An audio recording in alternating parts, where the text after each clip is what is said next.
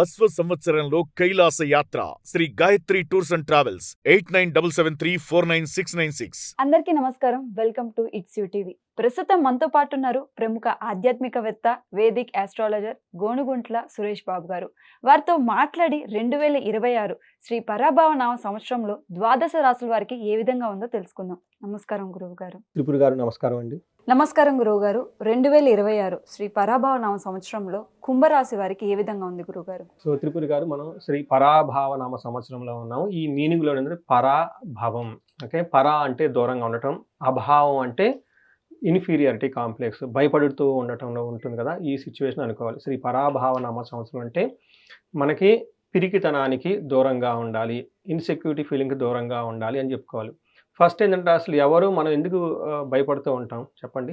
మనం భయపడకుండా భయానికి దూరంగా ఉండాలి. ఎందుకు ఫస్ట్ భయపడతామంటే, ఎప్పుడైతే మనం అధర్మబద్ధంగా ఏదైనా పని చేసినప్పుడు, సమాజానికి వ్యతిరేకంగా ఏదైనా పని చేసినప్పుడు, చేయకూడని పనులు చేసినప్పుడు లోన బాధపడుతూ దూరంగా ఉంటూ ఉంటాం అనమాట.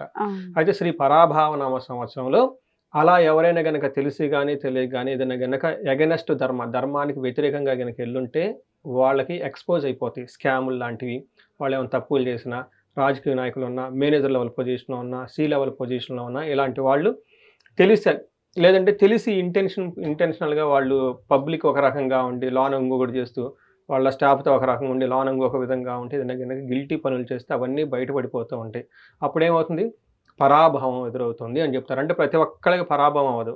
ఎవరైతే అధర్మబద్ధంగా తెలిసి తెలవక ఉంటామో ఆ యొక్క తప్పులకి మనకు బయటకు కనిపించేస్తుంటుంది. ఎప్పుడైతే మనం జ్ఞానాన్ని తెలుసుకుంటామో సన్మార్గంలో వెళ్తాము. ఎప్పుడైతే మనకు తెలవకుండా రాంగ్ ట్రాక్లో వెళ్ళిపోయిన రిజల్ట్ రాదనమాట. సో శ్రీ పరాభావ నామ సంవత్సరం అది ధర్మబద్ధంగా ఉండే వాళ్ళకి, హార్డ్ వర్క్ చేసే వాళ్ళకి అద్భుతమైనది. తెలిసి తెలియక తప్పులు చేసే వాళ్ళకి, అలాంటి వాళ్ళకి ఇది వాళ్ళ యొక్క పతనాన్ని చూస్తూ ఉంటుంది, అపజయం వస్తుందని చెప్తూ ఉంటారు. సో ఈ పరాభావ నామ సంవత్సరంలో 12 రాసులకు ఎలా ఉందో మనం చూద్దాం. ముందుగా ఓం గం గణపతయే నమః. స్వర్ణలక్ష్మి నమస్తే అస్తు. పరబ్రహ్మ స్వరూపిణి రాజ్యం దేహి ధనం దేహి సర్వకామాంచ దేహి మే. శ్రీ పరాభావ నామ సంవత్సరంలో కుంభరాశి వారికి స్వర్ణలక్ష్మి అమ్మవారు అష్టైశ్వర్యాలు భోగభాగ్యాలు కలగాలని మనం కోరుకుందాం. స్వర్ణలక్ష్మి అమ్మవారు ఈ రాశి వాళ్ళకి ప్రతి ఒక్కరికి పరబ్రహ్మ స్వరూపం, అంటే బ్రహ్మ జ్ఞానం ఇవ్వాలని చెప్పేసి మనం కోరుకుందాం. ఎందుకు బ్రహ్మ జ్ఞానం అంటే, మనం కావాలనుకున్న ఐటమ్ ఒకసారి మనకి వెంటనే వస్తుంది, కొన్నిసార్లు కొంచెం కష్టపడితే వస్తుంది, కొన్నిసార్లు ఉండొచ్చు లేదంటే లేకపోవచ్చు. అది ఉన్నా లేకపోయినా మనకు కావాల్సినవి మనం మాత్రం హ్యాపీగా ఉండాలి, సంతోషంగా ఉండాలి. మన చుట్టూ ఉన్న వాళ్ళు ఎలాంటి పరిస్థితులు ఉన్నా కానీ మనం హ్యాపీగా ఉండాలి, బ్లిస్ఫుల్గా ఉండాలి, వాళ్ళు ఎప్పుడు నవ్వుతూ ఉండాలని చెప్పేసి మనం కోరుకుందాం. ఎందుకంటే పాపం వీళ్ళు ఏలినాటి శనిలో చాలా అప్స్ అండ్ డౌన్స్ అన్ని చూసి వచ్చారనమాట. తర్వాత అమ్మవారి యొక్క కృప వీళ్ళకి రాజ్యం దేహి, ప్రతి ఒక్కళ్ళకి ఒక manager level position, C level position, ఒక నాయకత్వ లక్షణాలు, 10 మంది మీద వీళ్ళు ఖచ్చితంగా ఆజమాయిషీ చేసే విధంగా పవర్, స్టేటస్, అధికారం అన్నీ వీళ్ళకి ఉండేటప్పుడు ఒక బ్రాండీ వాల్యూ, ఒక రిప్యుటేషన్, ఒక కీర్తి ప్రతిష్ట అంతా వీళ్ళకి ఉండాలని మనం కోరుకుందాం. దీనితో పాటు అమ్మవారికి ధనం దేహి మహాధనే అంటారంట. అమ్మవారు మహాధనం అంట. అమ్మవారి వీళ్ళకి సకల సంపదలు మనం ఇవ్వాలని కోరుకుందాము. వాళ్ళ ఇంట్లో కానివ్వండి, ఆఫీసులో కానివ్వండి, కారులో కానివ్వండి, ఎక్కడున్నా కానీ ధనమయమైపోయి ఉండాలి ఏరియా అంతా మనం కోరుకుందాం. అంతేకాకుండా ఈ రాశి వాళ్ళకి సర్వకామాంచ సిద్ధి, వాళ్ళ మనసులు ఇది కావాలి అని అనుకుంటే వితిన్ మినిట్స్లో జరిగిపోవాలి. అలా అమ్మవారు వాళ్ళకి ఒక మంచి వైబ్రేషన్స్ ఇవ్వాలని మనం కోరుకుందాం. ఈ రాశి వాళ్ళకి డీటెయిల్డ్గా చెప్పుకునే ముందు, ఈ రాశి వాళ్ళు నాకు స్పెషల్, చాలా చాలా క్లోజ్ నా రాశిలో వెళ్ళేది. ఎందుకంటే నేను సోషల్ మీడియాలోకి పబ్లిక్గా వచ్చిన ఫస్ట్ సంవత్సరంలో ఈ రాశి వాళ్ళకి ఏలినాటి యొక్క శని ప్రభావం బాగా పీక్ లెవెల్లో ఉంది వీళ్ళకి. ఆ టైంలో నేను నక్షత్రాలు సిరీస్ చేస్తున్నప్పుడు ఈ శతభిష నక్షత్రం అప్పటిదాకా 2000, 3000 అలా వ్యూస్ వచ్చినాయి. ఈ ఫీల్డ్లో ఉందాం, అసలు మనకు సెట్ అవుద్దా లేదా ఏంటి అని అనుకున్న టైంలో ఈ శతభిష నక్షత్రం గురించి చేశానండి. నైట్ చేసి వచ్చేసాను. ఉదయాన్నే లేచేటప్పటికి 12,000 చూశారు. అంటే 10,000 వ్యూస్ దాటిన వెరీ తక్కువలో ఈ నక్షత్రం అనమాట. అంటే అప్పుడు వీళ్ళకి ఏంటంటే ఏలి నడిచింది బాగా తీవ్రంగా ఉంది. అక్కడ నుంచి ఫస్ట్ నా క్లయింట్ వచ్చింది కూడా కుంభరాశి వాళ్ళే. సు అన్న పేరుతో వాళ్ళ పేరు స్టార్ట్ అవుతుంది. అక్కడి నుంచి ఎక్కువ మంది ఈ రాశి వాళ్ళు, అంటే ఎక్కువగా ప్రాబ్లమ్స్ ఎవరంటే వాళ్ళు చేస్తూ ఉంటారు కాబట్టి 10 కాల్స్ వస్తే ఆ టైంలో 2 కాల్స్ వీళ్ళయ్యే ఉండేది. ఆ తర్వాత లాస్ట్ ఇయర్ వీళ్ళకి చాలా ఇంప్రూవ్మెంట్ వచ్చింది. ఈ ఇంప్రూవ్మెంట్ వీళ్ళు కంటిన్యూ చేస్తారు. అంటే టాప్ డీప్ క్రైసిస్ పాయింట్ నుంచి నేను సోషల్ మీడియాలోకి వచ్చినప్పటి నుంచి ఇది 3rd ఇయర్ నేను చేస్తున్నాను. అంతకుముందు ఇయర్తో కంపేర్ చేస్తే లాస్ట్ ఇయర్తో కంపేర్ చేస్తే ఓవరాల్గా రాబోయే ఇయర్ కూడా వీళ్ళకి చాలా బాగుంటుంది. ఇది అందుకని నేను చెప్పుకున్నాను అనమాట. రెండోది, ఎందుకు ఈ రాశి గురించి ఎక్కువ నేను మాట్లాడతానంటే, మొదట్లో ఫస్ట్లో వచ్చిన ఆ క్లయింట్స్ వాళ్ళు ఇంకా అదే ర్యాపో అదే మెయింటైన్ నాకు చేస్తూ ఉన్నారనమాట. అంటే ఆ తర్వాత నాకు ఎక్కువ నెంబర్ ఆఫ్ క్లయింట్స్ వస్తుంటారు, ఎక్కువ పూజలు హోమాలను చేయించుకుంటూ ఉంటారు. బట్ ఆ ఇనీషియల్గా వాళ్ళతో ఎక్కువ టైం స్పెండ్ చేయటం, వాళ్ళతో ఎక్కువగా మాట్లాడటం, ఆ ర్యాపో ఉండటంతో ఈ రాశి వాళ్ళ గురించి స్పెషల్గా డే టు డే ఏం జరుగుతుందో ఆల్మోస్ట్ నాకు చాలా క్లీన్గా అన్నీ చెప్తూ ఉంటాను అనమాట. ఎగ్జాక్ట్గా ప్లానెట్స్ అన్నీ ఫాలో అయిపోతూ ఉంటారు. వీళ్ళ మీద వాళ్ళ ఇన్ఫ్లుయెన్స్ వీళ్ళ మీద ఉంటుంది. ఈ కుంభరాశి వాళ్ళు ఇందులో ధనిష్ట 2, 3, 4 పాదాలు, శతభిషం 1, 2, 3, 4 పాదాలు, పూర్వభాద్ర 1, 2, 3 పాదాలు అంతా కుంభరాశిలో ఉంటారు. పేరు బలం ప్రకారం కనుక చూసుకుంటే వీళ్ళకి గు, గే, గో, సా, సి, సు, సే, దా లెటర్స్ అంతా ఇందులో ఉంటారు. వీళ్ళకేంటి ఆదాయం 2, వ్యయం 8. అంటే విపరీతంగా ఖర్చు పెడతారు. అంటే ధనం వస్తేనే కదా వీళ్ళకి ఖర్చు పెట్టేది. ఇది ఒక శుభ సూచకమని మన జనాలు అనుకోవాలి. మనం దాచుకోలేకపోవచ్చు, బట్ అప్పటిదాకా అసలు డబ్బులు ఖర్చు పెట్టాలనే పరిస్థితి నుంచి విపరీతంగా ఖర్చు పెడుతున్నారంటే మనీ సోర్స్ వచ్చినట్లు అని చెప్పుకోవాలి. రెండోది, రాజ్య పూజ్యం 4 ఉందండి, అవమానం 2. ఇలా చూడండి, రెస్పెక్ట్ పెరుగుతుంది ఇప్పుడు.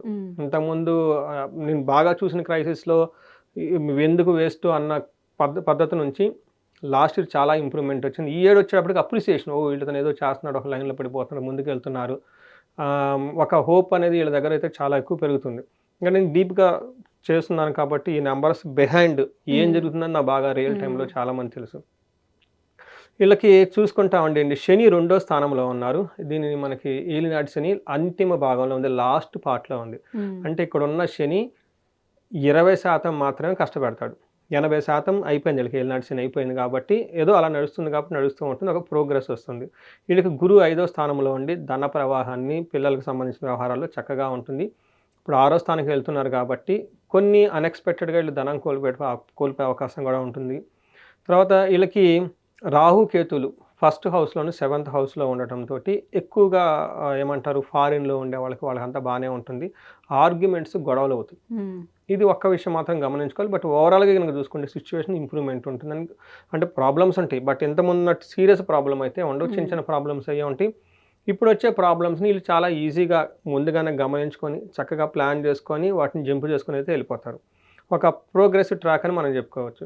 2వ స్థానంలో శని ఉంటే ఏంటి, అయితే ఇప్పుడు నేను చెప్పబోయే ఈ ప్రాబ్లమ్స్ చాలా లిమిటెడ్ రేంజ్లో ఉంటాయి, తక్కువ ప్రభావాన్ని కలిగి ఉంటాయి. ఒకటి, సతతం కార్యనాశనం, ఏదైనా కనుక పని చేస్తే త్వరగా వీళ్ళకి కలిసి రాదు, లేట్గా అవుతుంది. బట్ ఎనీవే అది ఇప్పుడు అంతా అయిపోయింది కాబట్టి అండి, అంత వీటి గురించి అయితే ఇబ్బంది పడిన అవసరం లేదు. ఎడ్యుకేషన్కి సంబంధించి, ట్రావెల్కి సంబంధించిన విషయాలు కొంచెం స్లోగా ఉండాలి. బట్ ఓవరాల్గా వీళ్ళకి లైఫ్ కంఫర్టబుల్గా ఫుల్ సాటిస్ఫాక్షన్గా అయితే ఉంటారు వచ్చేది. ఇప్పుడు 5వ ఇంట్లో గురువు ఉన్నాడండి, 5th హౌస్లో గురువు ఉంటే మహాభాగ్య యోగం అంటారు. సో వీళ్ళకి వచ్చే జూన్ వరకు, పుష్కరాల వరకు ఎలాంటి పెద్ద పెద్ద ప్రాబ్లం లేకుండా గురువు వీళ్ళకి సేఫ్ గార్డే కాపాడుతూ ఉంటారు. మనకేం చెప్తారు, అర్ధలాభం, ఐశ్వర్యం, స్వకర్మరతి హర్షితం, సదా స్వజన సౌఖ్యం. అంటే వీళ్ళకి ఏమంటే ఏదైనా కనుక పని చేస్తే అందరూ మెచ్చుకుంటారంట. ఇంతకుముందు అన్నీ కోల్పోతూ ఉండేవాడు, జాబ్ పోతుంది, అది పోతుంది, ఇది పోతుంది. ఇప్పుడు అలాగ అన్నీ పొందుతూ ఉంటారు కాబట్టి వీళ్ళకి మంచి అప్రిషియేషన్ వస్తూ ఉంటుంది. స్వజన సౌఖ్యం, వాళ్ళ ఇంట్లో ఉన్న బంధువులు వాళ్ళు బాగా రెస్పెక్ట్ ఇస్తూ ఉంటారు, భార్య కానీ బిడ్డలు కానివ్వండి. ఓకే, మా వాళ్ళు ఏదో చేస్తూ ఉన్నారు, ఒక ముందుకెళ్తూ ఉంది, బాగుందని హోప్స్ వస్తూ ఉంటుంది. ఓవరాల్గా గురువు వల్ల టెంపుల్స్ బాగా విజిట్ చేస్తారు, డబ్బులు బాగా సంపాదించుకుంటారు, హెల్తీగా ఉంటారు. అయితే గురువు మారుతూ ఉండటంతో ఇక్కడ అగైన్ మిక్స్డ్ రిజల్ట్ వస్తుంది. మారిన తర్వాత ఓవరాల్గా అయితే టైంకి ఫుడ్ తింటూ ఒక మంచి మూడ్లో వెళ్తూ ఉంటారు. ఏమవుతుందంటే చోరాగ్ని నృప భీతిచ్చ, అంటే వీళ్ళ యొక్క ధనాన్ని లేదంటే ఏదో ఒక వస్తువులు పోగొట్టుకునే అవకాశం ఉంటే చాలా జాగ్రత్తగా ఉండాలి. లేదంటే నృప భీతి, వీళ్ళు పనిచేస్తున్న ఆర్గనైజేషన్ బాస్తో వాళ్ళతో కొన్నిసార్లు భయపడే సిచ్యువేషన్స్ ఉండే అవకాశం ఎక్కువ ఉంటుంది. జనరల్గా మనకేం చెప్తారంటేనండి, 7th హౌస్లో గురువు ఉంటే వీళ్ళకి తప్పే ఉండదు, కానీ వీళ్ళ మీద నిందలు పడుతూ ఉంటాయి. మనకు పురాణాల్లో ఒక స్టోరీ చెప్తుంటారు. సత్యముని అని ఒక మహర్షి ఉండేవాడు. ఈయన మునులు కాబట్టి ఒకసారి సంధ్యావందనం అవన్నీ చేసుకుంటూ నైట్ అలా తిరుగుతూ ఉన్నప్పుడు ఎవరో చూస్తారు. నెక్స్ట్ రోజు ఏమవుతుందంటే ఆ యొక్క రాణి గారి నగలన్నీ పోతాయి. రాజుగారు ఈయన పనిష్మెంట్ ఇస్తాడు. ఇచ్చి అయిపోయిన తర్వాత మళ్ళీ నగలు దొరుకుతాయి. అప్పుడు రాజుగారు అయ్యో అండి సారీ అండి ఇదంతా అయిపోతుంది. అంటే వీళ్ళకి ఎప్పుడు జరుగుతుంది ఈ సంఘటన, గోదావరి పుష్కరాలు అయిపోయిన తర్వాత గురువు మారటంతో ఎట్లా రాజుగారులకి బాసులకి కోపం వీళ్ళు చేసినట్లు వచ్చి ఏదో వీళ్ళ తప్పు ఉండదు పాపం, వీళ్ళ మీద మళ్ళీ ఒక నిందబడి దాని నుంచి మళ్ళీ బయటకు వచ్చేసి సక్సెస్ఫుల్గా ఉంటాం. ఒక స్పైక్ లాగా అప్ అండ్ డిప్ వచ్చే అవకాశం ఎక్కువగా ఉంటుంది. ఒక్కటి మాత్రం జాగ్రత్తగా ఉండాలి. రాహు ఫస్ట్ హౌస్లో ఉండటంతో దేశ సంచారం, ఎక్కువగా ట్రావెలింగ్ వర్క్ ఎక్కువ చేస్తూ ఉంటారు. ధనానికి ఒకే వస్తూ ఉంటుంది, పోతూ ఉంటుంది. పెద్ద అయితే ఫ్లో మెయింటైన్ చేసుకుంటూ వెళ్ళిపోతూ ఉంటారు. ఇది ఉన్న గ్రహాల యొక్క పరిస్థితి ఓవరాల్గా చూస్తే బాగుంటుంది. గురువుగారు వాళ్ళ గ్రహస్థితి ఎలా ఉందో చాలా నీట్గా క్లియర్గా చెప్పారు గురువుగారు. మరి వాళ్ళ నక్షత్రం ప్రకారంగా ఏ విధంగా ఉంది తెలియజేస్తారా గురువుగారు? ఇందులో ధనిష్ట, శతభిష, పూర్వభాద్ర నక్షత్రాలు. ధనిష్ట నక్షత్రం వాళ్ళకి రాజ్యలాభము, పట్టాభిషేకము, ధన వృద్ధి జరుగుతూ ఉంటుంది. అంటే ఏంటి, ఒక మంచి ప్రమోషన్స్ వస్తుంది, ఉన్నతంగా ఎదుగుతారు, కొత్త కొత్త ఆపర్చునిటీస్ వస్తూ ఉంటుంది, ధనం బాగుంటుంది, సంతోషంగా కూడా అంటారు. అయితే వీళ్ళకి ధన నష్టం జరిగే అవకాశం ఎక్కువగా ఉంటుంది. అలానే హెల్త్ కండిషన్స్ ఈ రెండులో జాగ్రత్తగా ఉండాలి. తర్వాత శతభిష నక్షత్రం వాళ్ళకి మీకు ఇందాక చెప్పాను, నాకు ఫస్ట్ బ్రేక్ త్రూ వచ్చిన రాశి శతభిష నక్షత్రం వాళ్ళకి సంతోషంగా ఉంటారు, రాజ్యలాభం ఉంటుంది, పట్టాభిషేకం ఉంటుంది, హెల్తీగా ఉంటారు, ధనవృద్ధి ఉంటుంది. నేను చాలా హ్యాపీ ఈ నక్షత్రం వాళ్ళకి ఇలా ఫుల్ అంతా పాజిటివ్గా ఉండటం. తర్వాత పూర్వభాద్ర నక్షత్రం వాళ్ళకి సంతోషం ఉంటుంది, రాజ్యలాభం ఉంటుంది, ధనవృద్ధి ఉంటుంది, ధనలాభం ఉంటుంది, సుఖం ఉంటుంది. పూర్వభాద్ర వాళ్ళని ఎవరు పట్టుకునే వాళ్ళు లేరు అనుకుంటా, వెళ్ళిపోతూ ఉంది లిస్ట్. దేవుడి దేవుళ్ళు వీళ్ళంతా బాగుండాలని చెప్పేసి మనం కోరుకుందాం. తర్వాత ఇవి మనకి నక్షత్రాల వారి కూడాను పెద్ద ఛాలెంజెస్ అయితే ఏమీ లేదు, అంతా బాగుందని మనం చెప్పుకోవచ్చు. గురువుగారు మరి వాళ్ళ ఆటంకాల నుంచి అధిగమించి బయటకు రావాలంటే ఎటువంటి పరిహారాలు పాటించాలి గురువుగారు? ఒకటి, శని ప్రభావంతో వీళ్ళు ఉన్నారండి. కొత్తగా బిజినెస్లు, కొత్త పరిచయాలు ఇంకా వీళ్ళు చేయకూడదు. ఆల్రెడీ ఏమైనా ఉంటే చేసేసుకోవచ్చు.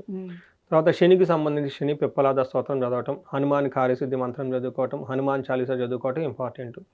గురువు మారుతున్నాడు కాబట్టి జూన్ తర్వాత శనగలు దానం చేయటం, గురువులకు సేవ చేసుకోవటం, ఆశ్రమాలు మఠాలు స్పెండ్ చేయటం, భగవద్గీత లాంటి పురాణాలు ఇలాంటి చదువుకుంటూ ఉంటే చాలా బాగుంటుంది.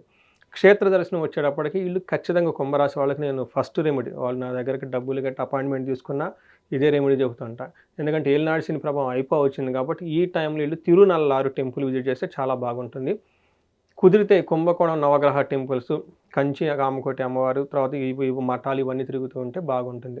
కామాక్షి అమ్మవారిని దర్శనం చేసుకొని, వీళ్ళైతే ధనిష్ట నక్షత్రం వాళ్ళు ఎవరైతే ఉన్నారో వాళ్ళు నటరాజ స్వామిని దర్శనం చేసుకోవడం చాలా ఇంపార్టెంట్. అది చాలామందికి తెలియదు. ధనిష్ట నక్షత్రం వాళ్ళకి నటరాజ స్వామిని మనకి చిదంబరం దర్శించుకుంటే చాలా లైఫ్లో టర్నింగ్ పాయింట్స్ వస్తాయి. ఎందుకు అంటే మనకి ధనిష్ట నక్షత్రానికి ఒక సింబల్ ఉంటుందన్నమాట. వాళ్ళకి శక్తి ఏంటంటే మృదంగం అంటారు. అంటే రిథమిక్గా ఫ్లూటు, ఇన్స్ట్రుమెంట్స్, మ్యూజిక్, నాట్యం, dance. So Natarajaswamy Chidambaram is also మనకి మృదంగ డ్యాన్స్ చేస్తూ ఉంటారు కాబట్టి ధనిష్ట నక్షత్రం వాళ్ళు ఆ క్షేత్రాన్ని దర్శిస్తే వాళ్ళ రాతే మారిపోతుంది. నేను పర్సనల్గా విజిట్ చేసి వచ్చాను. తర్వాత ఎందుకని నా ధనిష్ట నక్షత్రం కాదు.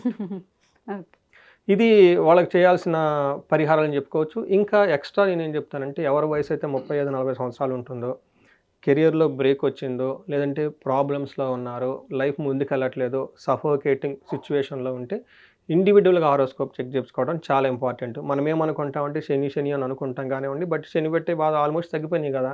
బట్ వాళ్ళు ఇండివిజువల్ జాతకంలో ఇంకేమైనా కనుక దోషాలు కానీ, శాపాలు కానీ ఇవన్నీ ఉంటే ఒక్కసారి చెక్ చేయించుకొని వాటిని ఎన్ని రకరకాల శాపాలు ఉంటాయి. పితృ శాపం, స్త్రీ శాపం, గో శాపం, బ్రహ్మ శాపం ఇవన్నీ ఉంటాయి అన్నమాట. అలాగే గ్రహాలు పెట్టే బాధలు కూడా ఉంటాయి.